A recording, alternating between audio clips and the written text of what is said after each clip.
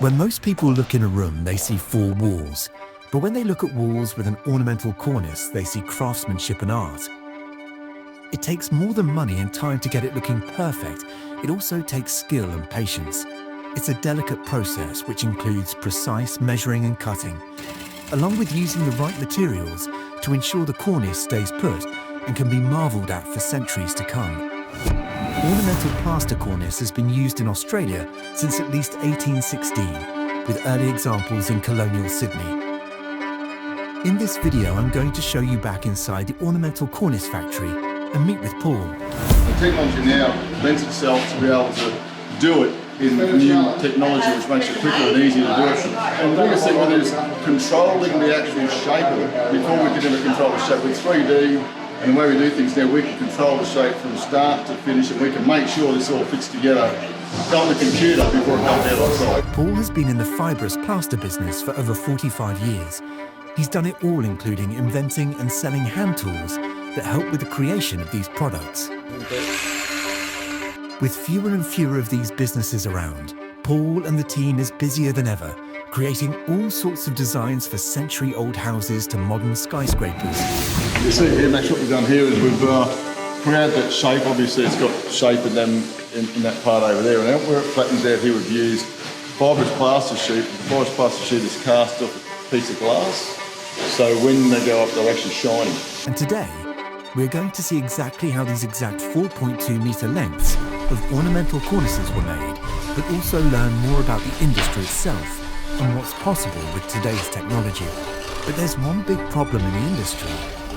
There's plenty of work, but not enough skilled tradesmen capable of producing a quality finish makes them in high demand. So Paul has been allocating his resources into training others on how to work with fibrous plaster right from creation to installation. And we are going to see firsthand what's involved behind the scenes getting these orders made and out to construction sites around the city on time and on budget. So the next time you walk into a room, look around and think about the work that was involved to create that space for you to use for that moment in time. If you're creating a space, think about the years ahead that it will remain. People soon forget about the price, but they will remember the style and workmanship for as long as that wall or ceiling remains. Let's travel back to last week, where I chose this design out of the catalogue and head down to see how my cornice gets made. They've all got the qualifications of fibrous plaster trade, which they've taken out of the Queensland part of the training for apprentices. So you do wall and ceiling now, you only do wall and ceiling linings, not fibrous. But what I do here is, because it's actually a trade, I make sure my guys have got the wall and ceiling trade, but also fibrous plaster on their ticket as well, because they primarily are fibrous plasterers. They can make it, they can install it, and that's what we're trying to teach them. But there's probably a lot more in the manufacturing of it than there is in actually installing, but the installing's quite involved as well. Oh, absolutely. I'm sure that 99 out of 100 plasterers they won't touch it. No, they don't want to touch it. It's have to learn how to touch it. No, they don't. It's quite a specialised thing. It is, yeah. Even installing it as well. Yeah. Not anyone can, and you can get good money doing it, because not a lot of people can do it. No, it is worthwhile. I'm looking at doing a bit of a course here of teaching people the tricks and that of installing it, because the problem we've got is that there's a lack of installers. Yeah. And we want to try to get more installers involved in it, and there is a lot of work around. Yeah. And when it all comes down to anything, it's like when you see a job up and done, completed, and the miters are all done, they're sharp and anything like that, the money fades really, and the quality always remains. Oh, absolutely. Absolutely, yeah. Is it multiple layers of the same compound? Basically, yeah. Yeah, it's just all casting plaster. Yep. And it's all got the hand touch to it. This is the problem. There's no real machine that can do it. We've looked at overhead machines that can help do it, and I've worked on those back in years ago at Sydney Plaster Works in Sydney when I was probably 17. They apply the fiberglass and plaster, but it's all got the end result, because you can only mechanise if you get something that's only got, say, 3 different designs. Yep. So it's just unfortunate it's all handmade, and that's the way it is, you know, but that gives it the uniqueness. Oh, absolutely. You know, if you've got a house with fibrous cornice, then you know it's been handmade. Yeah, yeah. So that's what we put on a face gauge. It's just brushed in. Yeah. That just goes into the pattern and gets brushed into it.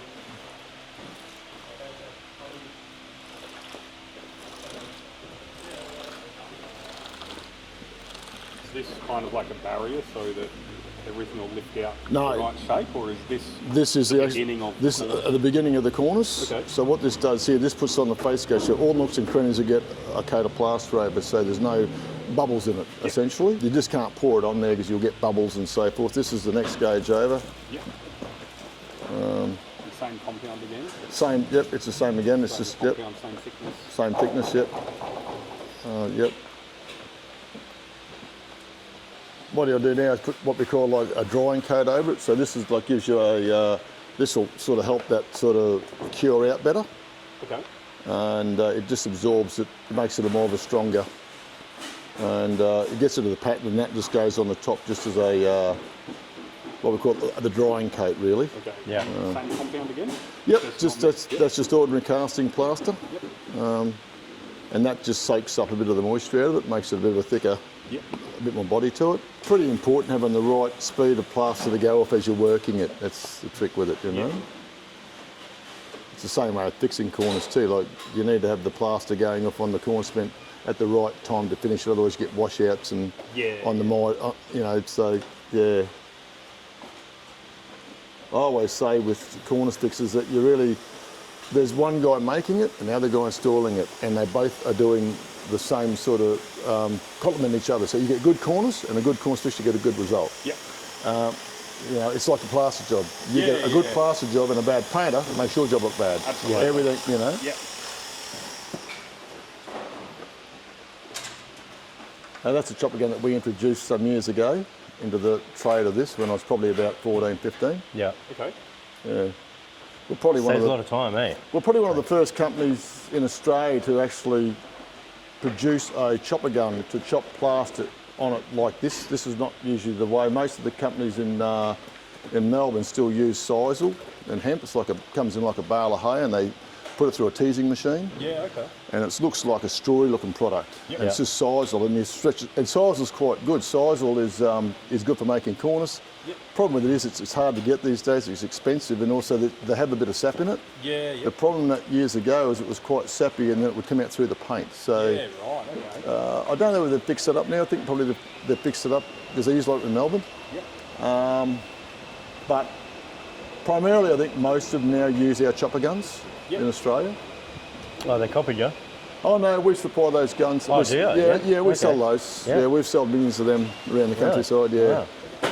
yeah. I used to promote the guns when I used to sell cornice down south. I used to go down to Melbourne, Orange, and through Sydney and sell cornice wholesale down through all that territory. But with the guns, I used to promote them as well because I used to go down there, make cornice with a chopper gun, Yep. and show me how quick it was, and then they'd just buy my chopper guns. Yeah. So- Yeah. Right. Yep. The travelling salesman, eh? Yeah, I said, yep.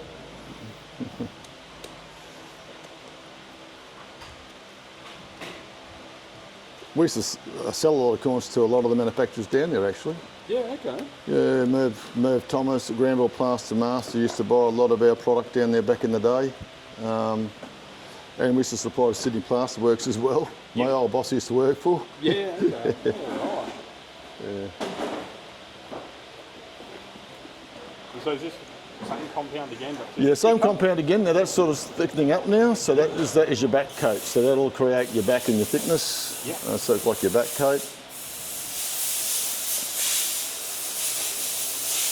And then Ken will run a template down this to create an even shape through that cornice. That's like just a template just to create a shape of the, yeah. So you can see how Ken's just got for the that- back of it, eh? Yeah, so Ken's got that looking really nice at the back with a template. Yeah. Yep. It's all shaped. That creates like a good 10mm thick right through the product. That's what we aim for. Yeah. As you see, it's very labour intensive. Yeah. And all our jobs. Template's made out of. Oh, we make them out of plastic or out of timber. Yep. The boys will sometimes make them to suit what they need to do, but that gives you a nice even back of it. Yep. And then that's basically, you know, you've got a good average timber thick through it. Yeah, yeah. Consistency. Yep. And that's the biggest thing with Fibrous Plaster is creating the consistency. Because you Yeah. want to have it like a machine, but it's handmade. Yeah, yeah, yeah. So, and these guys, it's taken a long time to instill in these guys and train them to make the cornice right. Yep. I always say it takes probably about 2 years to get a caster Yeah, okay. that's conversant to making good product, good cornice. It's a very long, drawn out process.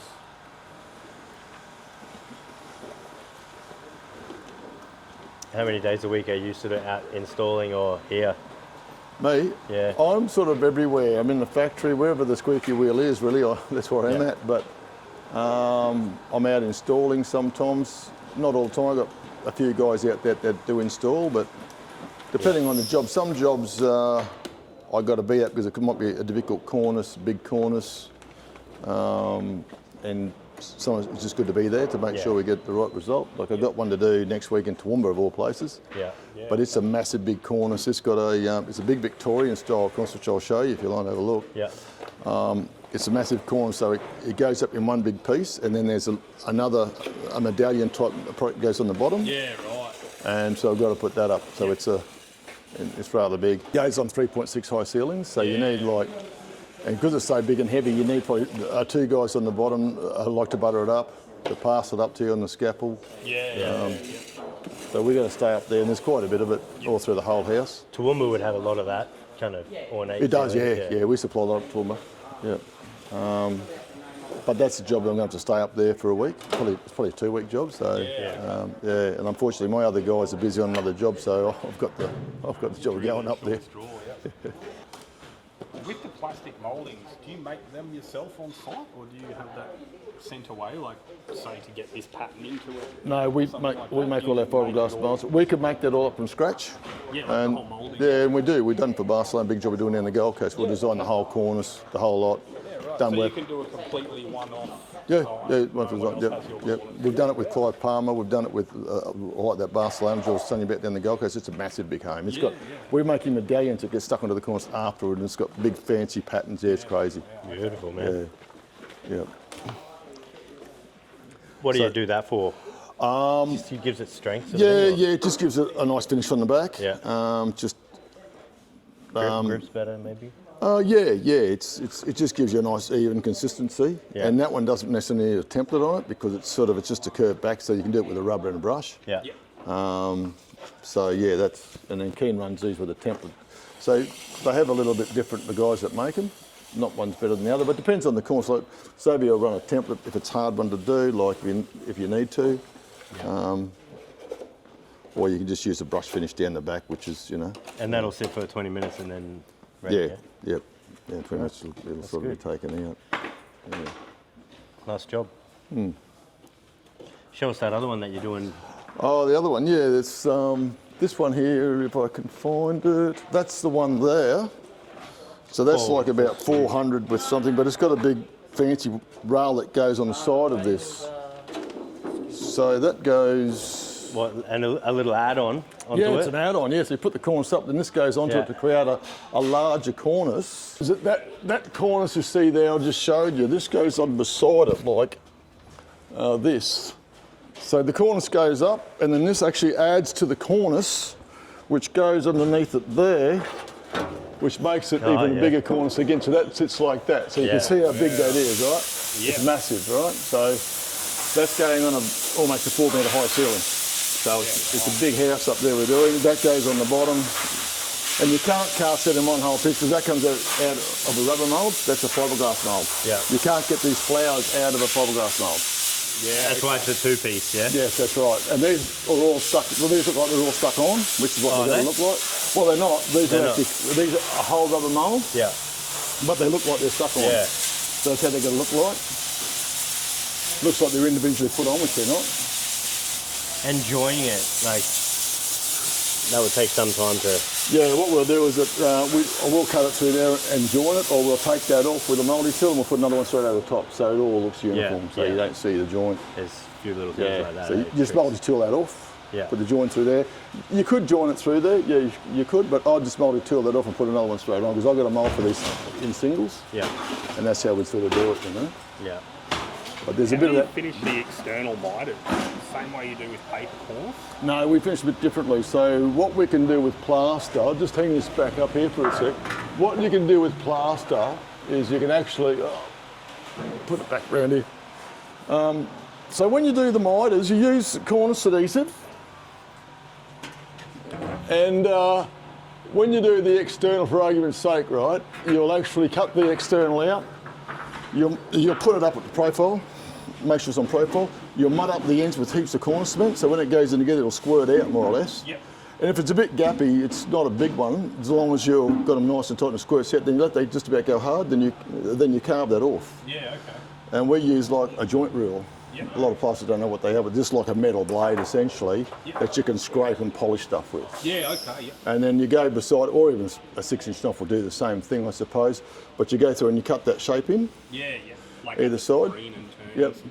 Yep. And then once you've got that into a certain shape, then you use the sanding blocks and water. Yep. So you use water, a sponge. Yeah. You wet the sponge in the water and you polish it with the water. Yep. Then, so that's how you do it, you know. Yeah. And then if you want to get real fanatical, you can put a little bit of top coat on it, leave it overnight, sand it the next day if you want to. Yep. You've already got all the shape there. Yeah. But you're not sort of like overbuilding the shape like you do with a paper cornice. You're shaping it into what's there. Yeah.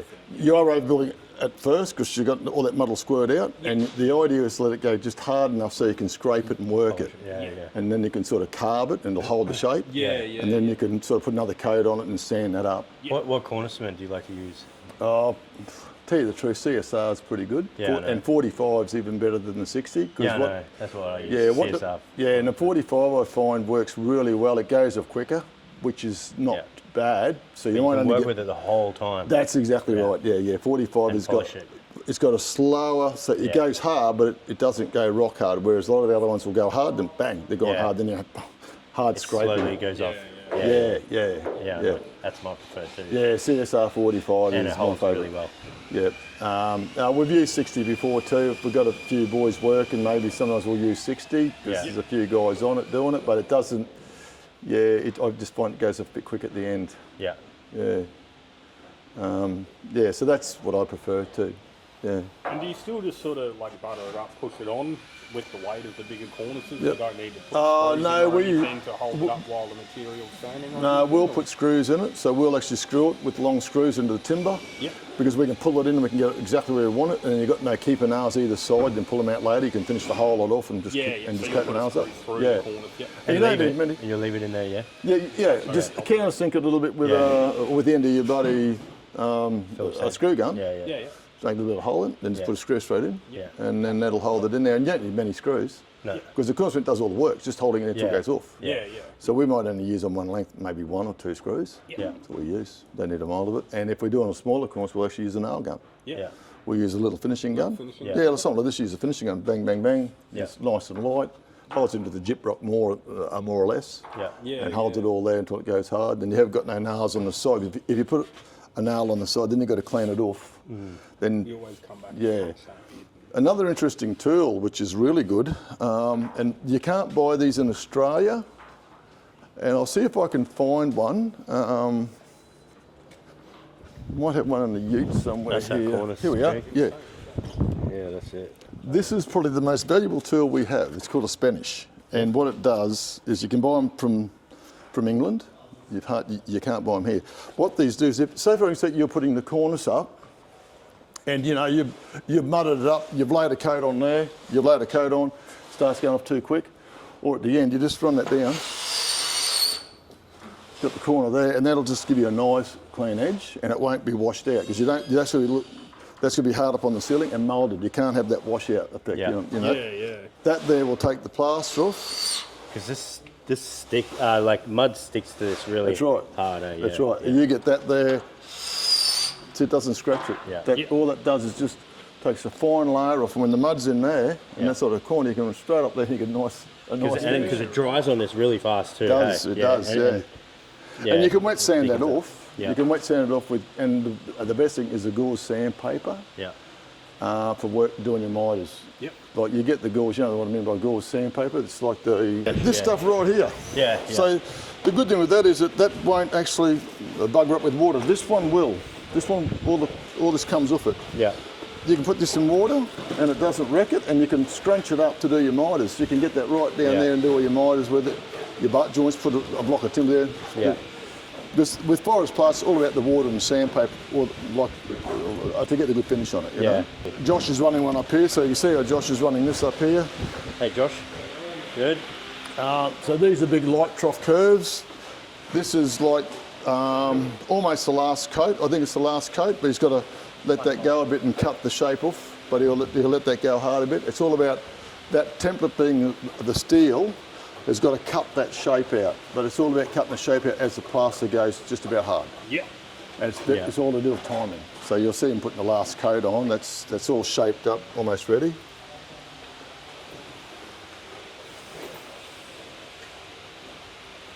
And we've got, how many rows have we got to do, Josh? This is the 5th one. 5th one out of how many? I think there's another 10 there. Yeah. So we've Another got, 10. there's a mile of them to do. Like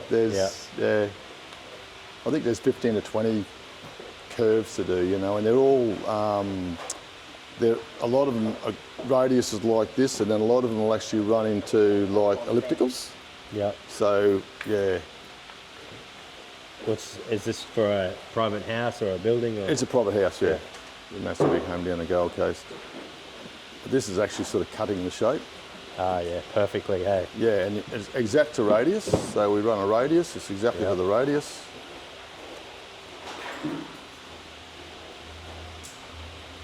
It's all to do with the timing. And you can see how that's coming up as he goes over it. Yeah. Wow.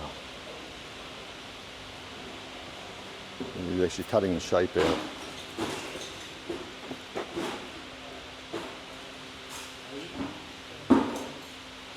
There will be a few little marks, like you'll get that right when the last thing you put on there is probably water. Yeah. And you run it with water. Polish it. And yeah. it'll polish it pretty good, but we still probably then run over it with some sandpaper and polish them up. We've got the shape. All we want to do then is just put a nice finish on them. Look how this mould is nice and smooth. It's nice and smooth. Yeah. That's got a coat of shellac on it. And it's sort of smooth. So we'll just give that a light sand up, and then we'll give that a wax, but that's shellac on it. We've got to cast, I think there's maybe 15 castings out of this to come out. Yeah. So we'll do the castings out of them, and then what we'll do is, but we'll hit that with wax and the release agent, but the shellac gives us our actual, our waterproof barrier, so it won't soak in and stick to the plaster. And that's what so he's doing a mould. That's not a casting, that's a mould. Ashton's casting it here, so you can see Ashton's running this up here, and he's actually casting that now, so he's going to make a piece. And I'll give you a look at the piece in a minute. So that gives you an idea of that.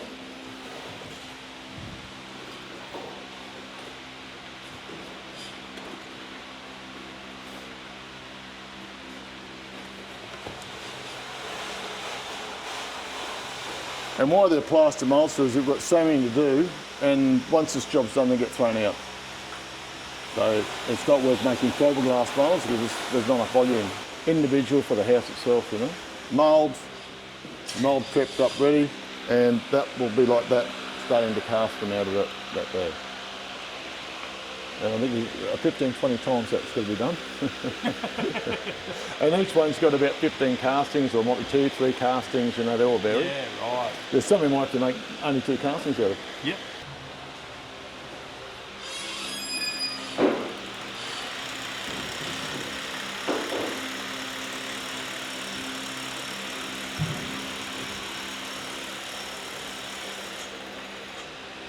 So slowly but slowly, you're building it up, you're cutting it, building it up, as the plaster's going hard, you're just cutting it. Yeah. We actually use a different plaster for the face of them too. We actually use like what they call a hydrocal. It's a very hard plaster. We'll actually use it on the last sort of coating like we're doing now. It's a bit different, it's a bit darker. It's actually got like a cement in it and a plaster. It's a special, it's very expensive actually. Yep. So we only use it where we need to use it. Then you've got medallions that Caitlin's making down here. These are medallions. Yeah, these are the medallions. And to give you an idea, see that plaster there? That's actually very dark. That's actually a plaster with a cement in it. It's a specialised plaster called Ultrakel, and it's extremely hard. It's like bloody concrete, but it's plaster. Yeah. Yeah. Could it be used outside? No. Actually, You can hold water this stuff pretty good, eh? yeah, that stuff could be used outside. Yeah, that could be used outside. We've done some testing, and that stuff, mate, we've had out in the rain, the weather, in buckets of water. It doesn't do anything with it. Yeah. The manufacturer does it. It says it's water resistant, not waterproof. Yeah. But we've done some testing and found it to be extremely good. Yeah. Well, I've left a bit of ornate plaster outside hanging up against my fence for a few weeks, and it was like same. Yeah, well, ordinary plaster will, but this stuff here won't. When that stuff goes hard, it's like this. But this concrete. can, hey? Yeah, that's just an ordinary casting plaster. Yeah. This stuff goes. We make it out of this because it's all these ribbons here are very fragile. Yeah. And they crack. So we need to make it out of something harder, and that's what we do it out of. When's this medallion ready to be popped? What's that? When? Oh yeah. Yeah, it takes a bit longer to take them out because they're just. You don't want to take them out while they're hot. Yeah. Because we don't want to break them. Yeah. And the plaster, and it's really expensive. Yeah. It's like $120 a bag. Really? Wow. That's how dear it is. Yes. Yeah. So it's good Same for as base coat these days. yeah. It's good for its application. Yeah. And it's good for what we need it. That's what we use it for, you know. Yeah. Yeah. I suppose the biggest thing is just teaching the guys the tricks of what we do. Like do something on the table here, show them how to do a mitre, how we do it with the water, how we polish the mitre, how we cut a mitre. Yeah. That's probably the biggest thing, and it's, from there it becomes practice. Like I've got guys like just specialise in fancy cornice, and they need nothing but fancy, and they're very good at it. Yeah. And they're on the big jobs down the Gold Coast. Their skill and quality is good. They still plasters, do everything, but with their fibrous work is good because they take the patience, and you got to. Yeah. It's like with fixing plasterboards, it's all about fast, quick, get in, get out. And that's all good and well, it's just setting board. But when it's fibrous plaster, you need to take your time and get it right. But what we're looking at doing at the moment, Lawana's working on, we design a lot of stuff on the internet now, like on the computer, design stuff up like bulkheads and create how we want to install it and give a person what they want in their home with creating how we want to install it, and we can do the framing as well, like just all the elements of the fancy plaster work, really. Yeah. With curtain pelmets integrated with the corners, light troughs integrated, the bulkheads, the height we need, how we're going to sort of create it. And we design all that, and we want to design more of it so that we know architects give us stuff that's not really fundamentally worthwhile doing it that way. There's other ways you can do it by tweaking a few things, and they don't give it. So we want to come to us as a one-stop shop. We'll design your ceilings. And we can design everything in it, and we can also install the whole, including your steel framing and everything. And what we'd like to do is not do the whole plaster job, but we can if we want to. It's no problems. We're fully fledged contractors. But we want to work with the specialised elements and designing that specialised elements. So we work with other contractors, like we do now. We work with other large contractors like Scott White down the coast. He's done a big job down the coast. So he's done all the plaster work. We do all the fancy work and designing all the other stuff. Okay. So we work together, and it works well. Awesome.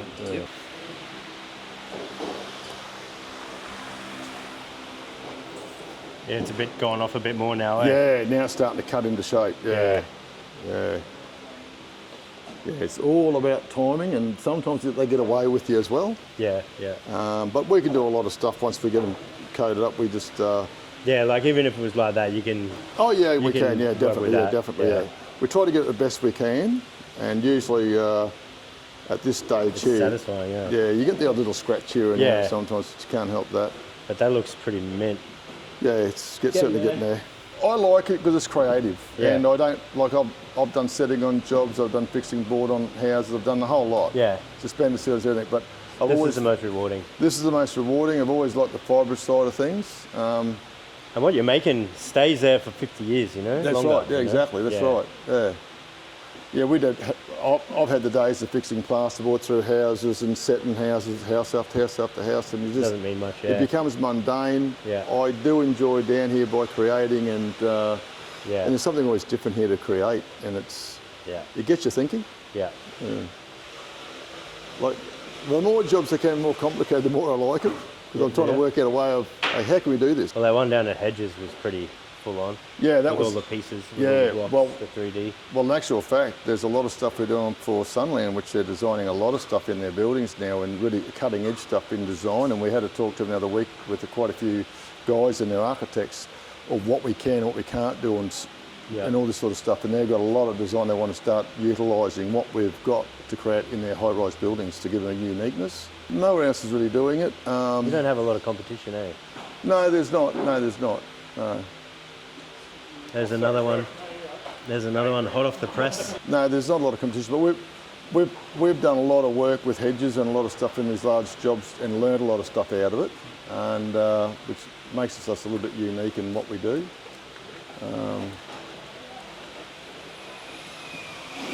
And a guy that does a lot of installing of the fancy stuff like is Rory from Fine Line Interior Linings. Yeah. Rory's done the Hedges job down there at that centre, so we work with Rory very well. So if anyone wants to install contoured plaster ceilings, Rory from Fine Lines, because we've done a lot of work together, me and Rory. Yeah. And we work well together. So if anyone's doing any stuff, I try to get Rory involved because Rory has a lot of expertise now with what we do and how to install. We work together with that. Yeah. And he does a large high-rise building. He's got a big team of guys. Yeah. Well, I think Rory got the Australian Award of the Year a couple of years ago for that ceiling and hedges. Did he? Yeah. So he got the Australian Award for that. Really? Yeah. So that was yeah. Well, nothing else has been done like that in Australia, so it's quite unique. You've seen the building. It's quite unique with what it is. And the good thing with it is that it creates the fire rating.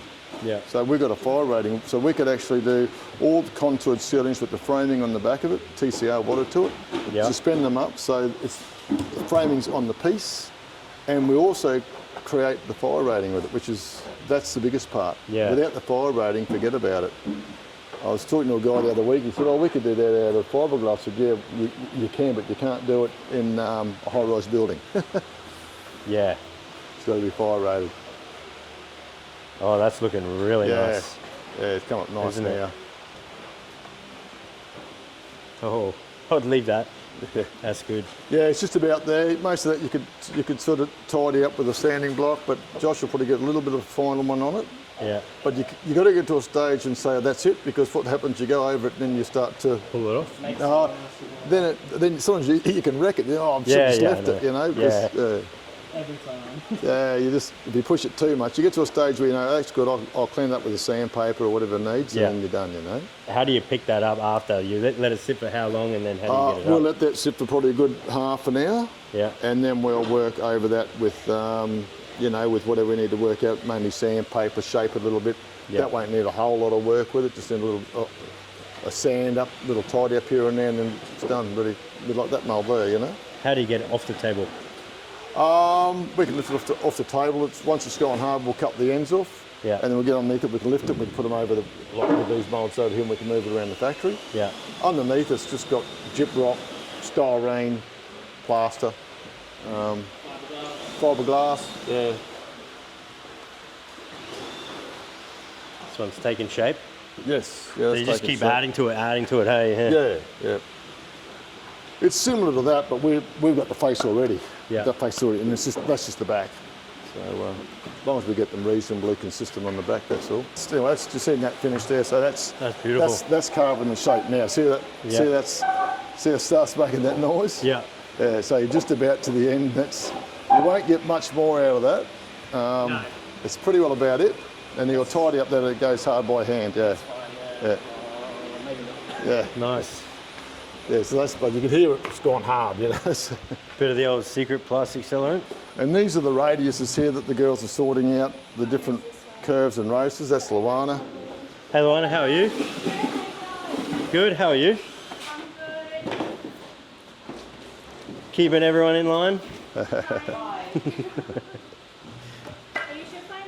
So it is a bit of a team effort here. The girls look after some of these templates, so it's a bit of a team effort. Yeah, I know, yeah. Do I move it this way? Yeah, can you move it that way a bit? Yeah, about there? So what's this template for? That's for the curves that Josh is making now. Well, not that particular one, but the curves we've got to make to run all around this. Yeah, okay. And is that going to go onto a ceiling? Or That goes onto a ceiling, yeah. Yeah. It Oh, and those creates- pieces all join up to make the Yes, that's right, yeah. And there's all different ones in this house. They're crazy everywhere. Yeah. Yeah. And, you know, there's some kidney-shaped ones in it. There's like, you know, nothing standard. Everything's different. Yeah. Right. And are they going to be like as a cornice or in the middle of the No, room? they're in the middle of the room, and they just shine up. They curve up like that. I'll give you a look at one over here, actually. Basically, this is one of them here. It's just one that's been made. So if you get an idea of that, it's a wet one, obviously, but that will sit around. And then your ceiling comes off here, and there's a recess on the side. See the recess? Yeah. So that will just curve around. Plasterboard goes in here, light goes there, shines up the ceiling here. Yeah, right. So it creates that, curved look, and you know. And then in behind here, I think it's a flat ceiling, but you can actually do a dome ceiling from inside here as well. So then you've got the light drop shining from your dome, you know. So how do you fix this to the ceiling? This gets fixed here. They've got some gussets made out here as well, and it gets screwed to the gussets and it gets fixed here into the steel frame. Then plasterboard goes into it. Then if you can look. Then you flush the bottom out. Yeah, so if you look at that there, it's got a bit of rubbish on it, if you look at that there, Oh, yeah. okay, so you look at that there, Yeah. that's upside down, obviously. Upside down. Yeah, that's upside down. Light would come out of here, plasterboard sits in there, gets set to that there. So it's seamless coming up and just curves straight up. Yeah. So the plasterboard butts here. That's right, and yeah. It's like a recess bench. Yep, and your recess, you just set that with paper tape, whatever in there, and then you set it, and then that just goes flat to the ceiling. Yeah. Yeah. And I think it's all 13mm board there, so we had to mash up the 13mm board. Yeah. And I made that, so it's a little bit more, fraction more than 13, just to give you that bit of an edge off that you can set off. Yeah. These are a different thing altogether. So these ones here go up, and there's a light trough in there. See the light trough? Yeah, that all goes around curves, goes into straights. We've got the straights there as well. These get butted in here as well. So these get butted, and that just sits around a room with a light trough in it there. Yeah. Yeah, right. It's sort of an office. Yeah. Yeah. They all curves around, light trough there, it's got straights, Yeah. and that's basically what that is. Yeah. You know, it's got a curve in, plasterboard comes here, Yeah. And in behind there, because that's a two-piece mould, the light trough goes in behind there. So when you put these up, you just set the edges together. Yeah. And this runs into, we've got a straight in here, so there is a joint in it here when we make our moulds. We fix up that joint, so they haven't got a set on the curve. Because they sit on the curve, we create the apex in the straight. Yep. A bit more work for us to do here, but that way it's all done. Yeah, well, if you finish it properly. Yeah, yep. So that's how they work. Two-piece mould, there's quite a few of these to go out. You could almost just have pieces on the shelf and, you know, have straights, have corners. And the backs have got to, see how the backs are nice uniform? The backs have got to be uniform because it's got to go up on the ceiling. Yeah. And we don't want any lumps and bumps in the back. Yeah. So I make sure that the guys make them so that the board fits in nicely. 30mm board, most of the commercial jobs anyway. Yeah. And it fits in nicely, and it's easy for them to do. Yeah, and different radiuses again. You know what I mean? They all change, and then internal, externals, and then these ones are for the same job as well. Again, you've got the curve here, you've got the straight. Yep. Not too many guys will do the straight because it's a lot of mucking around for us to do the straight. But I think I think on site it saves a lot of guys trying, because otherwise you get the apex and you always pick it. Yeah. We do it in the factory, we can get it looking better. Yeah, because they'll be looking on the corner. That's The right. corner's Because perfect, if they join, that's what they're going to join, and you can join it on site, good. But a lot of guys, you know what I mean. If I can take that out, which what we did, more work for us to do. Yeah. But then they've got 300mm straight. So Yeah. all they just butt join all straights, everything's straight. Yeah.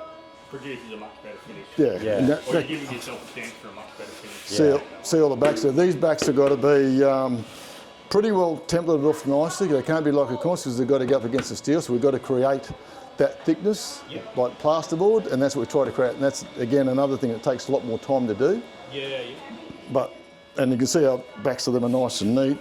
Goes up, sets there, light trough just a little bit there. Yeah. And you screw that in? These ones here, yep, we screw. Now this one here will just get screwed right down through here. Yep. It's about 30mm out, so that's got cantilever there, so that won't go nowhere. Okay. that edge could just stay in the breeze. It's only a small edge. Yep. Get screwed here, that's solid as. Yep. Okay. You don't need any glue on it, you just screw it with screw. Yep. That's all you need. Yeah, cool. Solid as. There's no overhang really, bugger all overhang, you know. That's a rubber mould there to do in curves. And we can run it, because it's got a pattern on it, we do a rubber mould. So we can, but the whole lot's got to be rubber. They're expensive molds because they're solid rubber. So you get whatever angle you want. Yeah, we just set it. So we can do a curve, any curve you want to do in that. Bring the template in, and we can just curve that around whatever curve. Yeah. You know. Wow. We can go out on site, measure the curve up and do it, or you can bring the template in for us. Yeah. Yep. Either or. These are actually concrete. Looks like plaster, but it's concrete. Yeah, wow. That's concrete. Try to scratch that. You could put that around a doorway, eh? Like an opening. Yeah, and that goes all outside. Yeah. So it's all concrete, yeah. You don't put that around that door that I made into a window. Yeah, the window yeah, I made in the door. It's Because it's real rough around the edges. Yeah, it's quite heavy, the concrete, but it does have a lot of application for external. Yeah. Oh, well, thank you, Paul. Yeah, that's all right. Yeah, no worries. 120.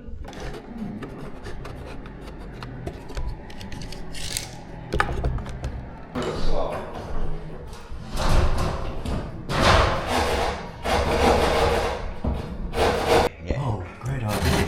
I might do that. Maybe you could turn this one.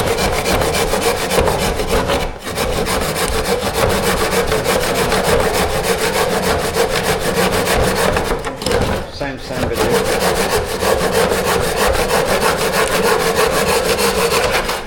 Alright, follow me. They said this was an extra large. Follow me. Oh, that was out, eh? I was like, oh, what? That's it, MacGyver. Stay there. Stay there. I got it. Big rubber band.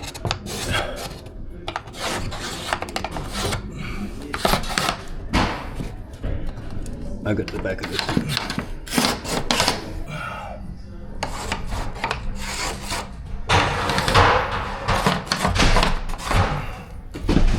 Yep. I got the frames.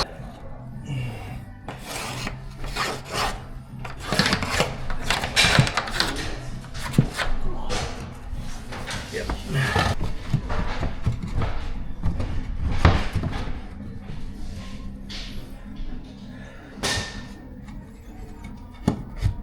That look alright? Yeah, I'd be happy with that.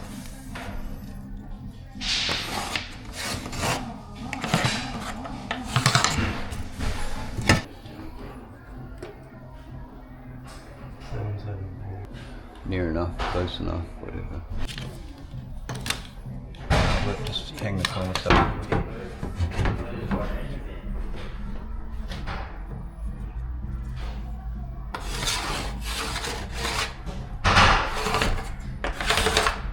Yeah, that's better.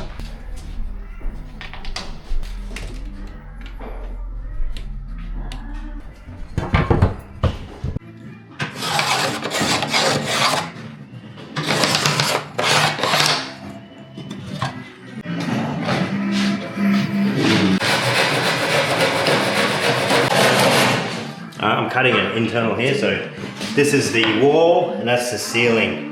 The ceiling comes down 120 mils and the wall comes down 110. So we just measured this block at 120 mils. So how I'm looking at it, say it's that back wall, just say here, says here. This is the wall, I'm cutting it like that, and it's internal there, and we put it up like that. Simple. And then when you go to cut it, just come around and cut it from this side. And our saw is too small. As well, we know that.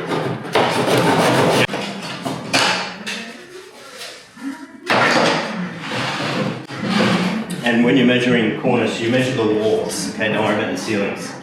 First thing you do, you measure them all, then you write them down, and then we just go 3800.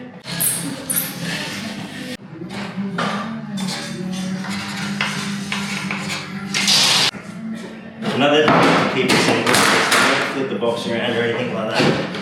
Take it out, walk it down around this end. It stays there, so you're not flipping your box around, anything like that. I'm just trying to give you some space. Otherwise, you've got nowhere to work. Another thing here is, really you only need to know two things here. This is an internal, and if this was an external, it would be that one for this piece. If it's an external, it's that way, internal, it's this way. And to start, just cut some testers. Remember, upside down, back to front, and around the other way is the top. Got it?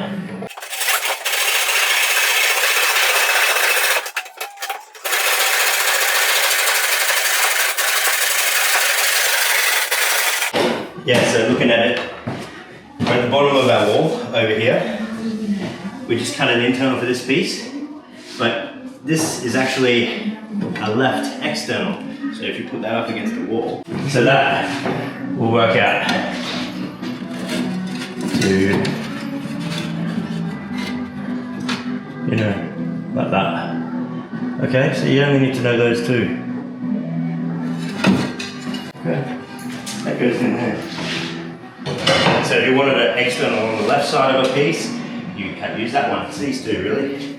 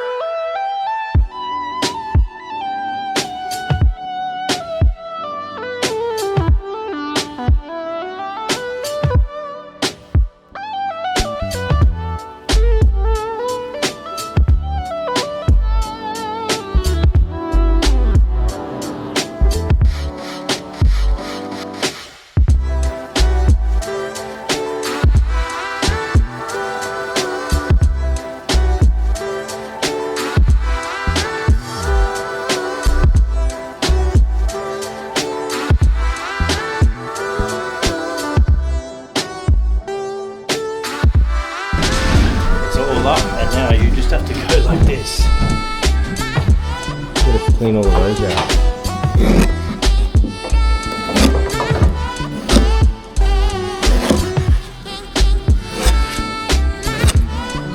Give it another straight, clean up the corner, nice and sharp, and then take the end of your small tool, just go like that.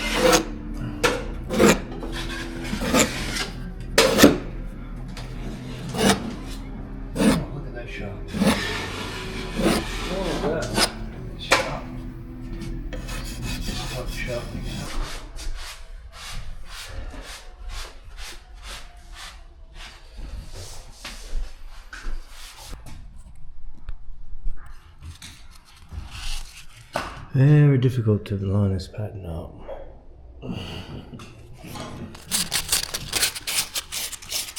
think this one was alright. Had a few that were good, a couple that were okay.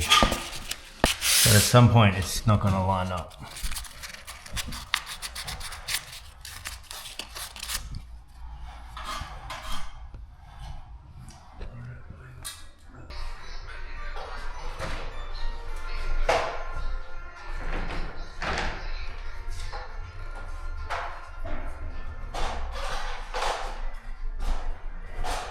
See how joint is?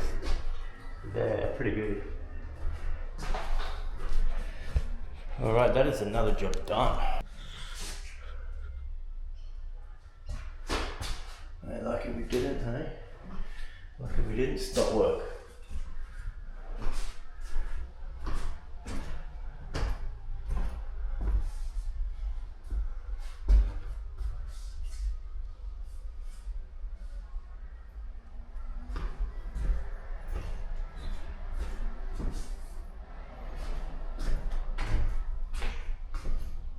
If you want to know what kind of cornice it is, look back on the video and it's written a number CA something something on there. So that's the cornice we used.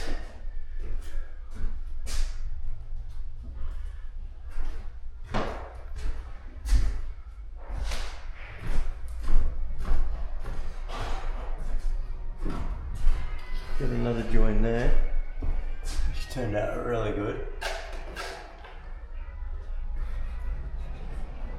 That's it. That's the story. Pretty good.